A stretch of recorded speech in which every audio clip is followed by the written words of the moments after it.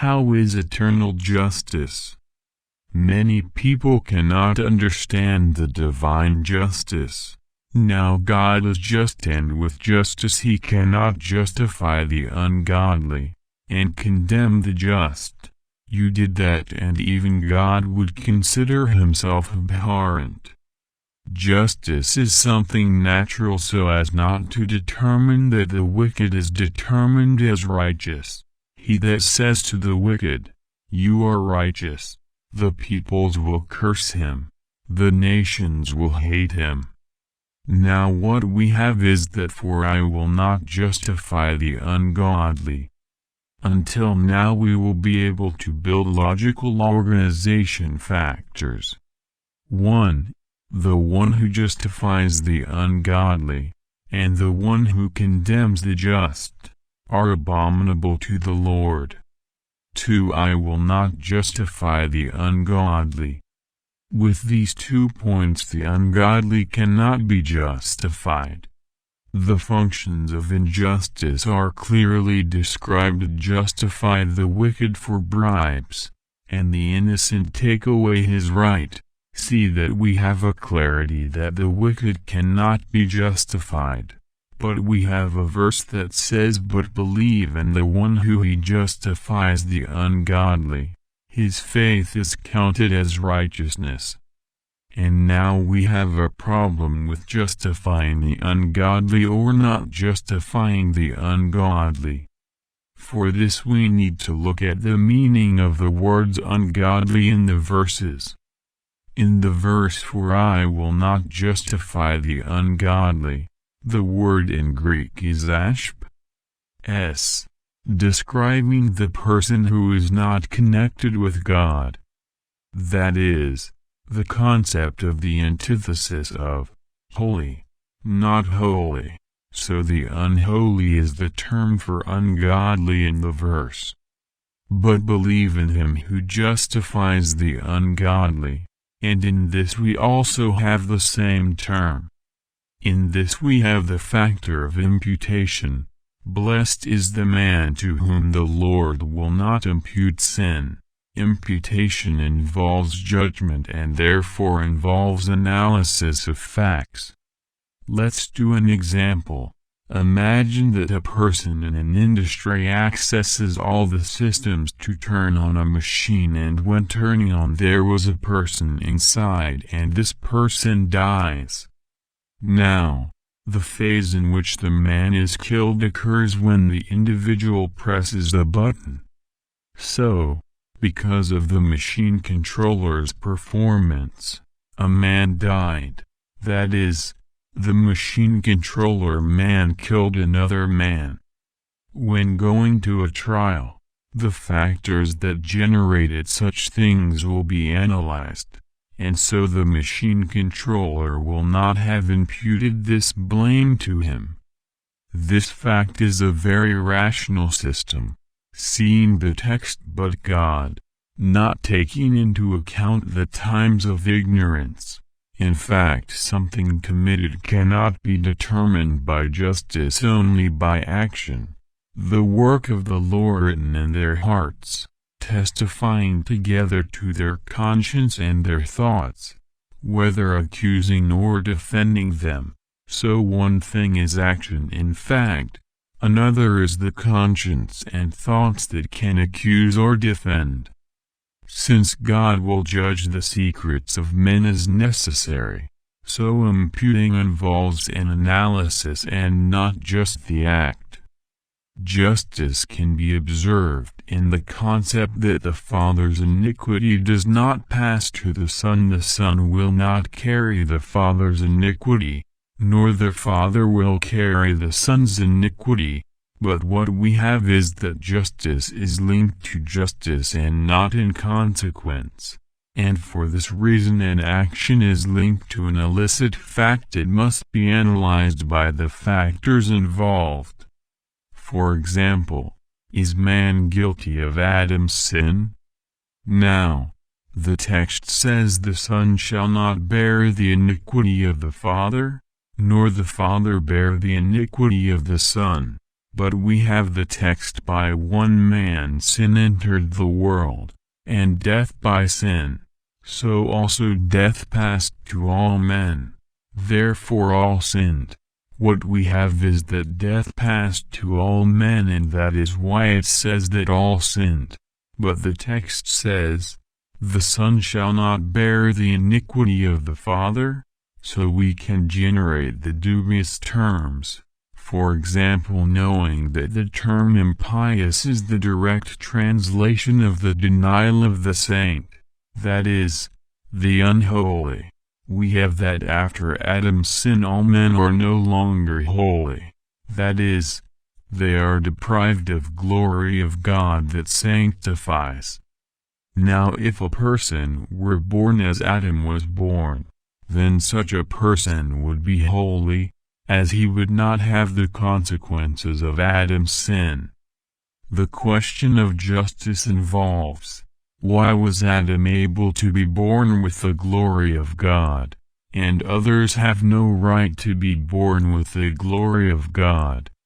Now it is clearly seen in the system the injustice of the action given the right to Adam and not given the right to other men.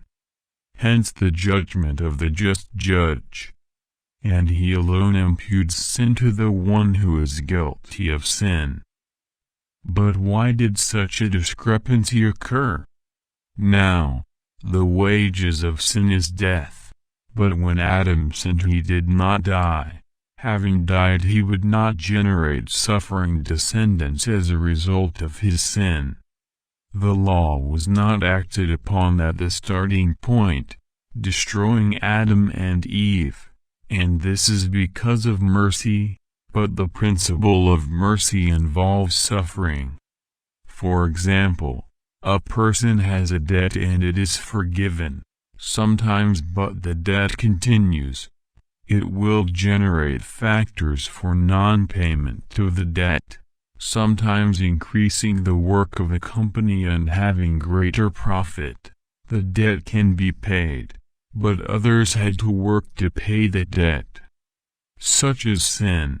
Mercy throws suffering for all generations, and magnification of both sin and consequences.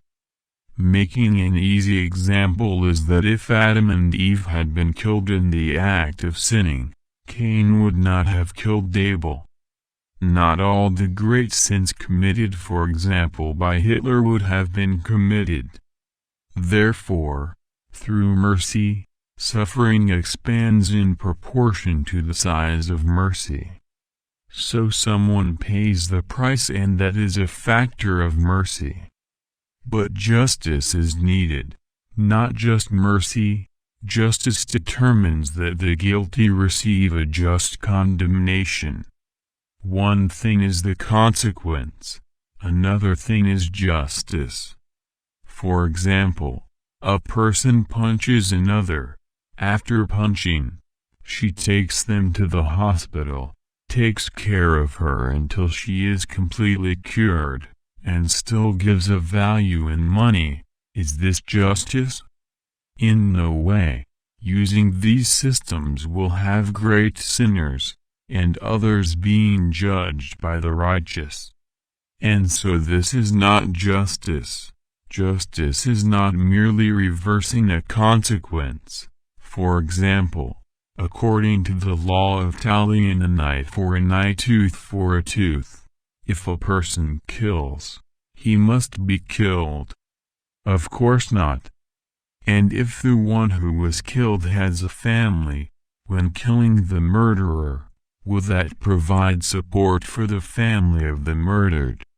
Of course not. So justice doesn't solve the problem. The problem is solved with mercy. So justice and mercy go together. Mercy cannot exonerate the guilty, or condemnation does not exclude mercy. And in this sense the man who is not holy and wants to be holy, he was not holy because of the one who generated the sin, but the one who is not holy and desires not to be holy, he he is guilty because he agrees with the one who generated the sin.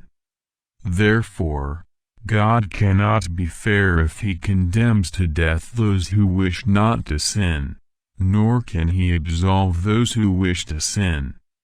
And there is the verse, he who justifies the ungodly, and he who condemns the righteous, are abominable to the Lord, both. Many people would idealize that the person is saved by his merits. If he didn't divine mercy, Adam would have been killed, and none would have come into existence. Soon we are saved by the mercy of God who put his Spirit as a pledge, and so life remains. So if a person desires from the heart to live by God's rules, God cannot reject, since to reject would be an unjust being. But this is something that happens out of mercy and not right. So God is ruled by justice, but he has mercy so long as mercy is not unrighteousness. Let the righteous be slain with the wicked, so that the righteous may be like the wicked. Let this be far from thee. The judge of all will not do justice. The land? So the foundation for imputing righteousness is to regard all things against God's law as wrong, and to heartily desire to live in a place where all will obey God's laws. Violation of these wills withdraws the individual from being saved. As long as salvation is Christ who stretches out his hand, man must stretch out his hand to desire to go where Christ leads. And this is imputed by justice, defining that man did not want the sin that Adam committed, and that if he were not Adam he would not have experienced the sin. But by the mercy of God alone, all things taking place is that it was possible to form itself from the seed of Adam, but who denies sin. This is the act of holding the hand of Christ. Even so, the sin must be imputed to the one who causes the evil. This one is defined as the goat Azazel. The goat Azazel carries the sin of the repentant, and such goat is not killed. Azazel is the term relating to evil, or hardness of heart, will to be wicked. Thus the being that represents him will be imputed the sin of the repentant, defining that the guilt of the sin of such is Azazel's. Were it not for Azazel such they would not have sinned. So we have that Jesus pays the price for mercy, and Azazel for guilt. And so justice and mercy are satisfied. If you are looking for more content from different areas, visit the reformadorstazad.com website. News and detailed content can be found, with system of research and organization of text and video.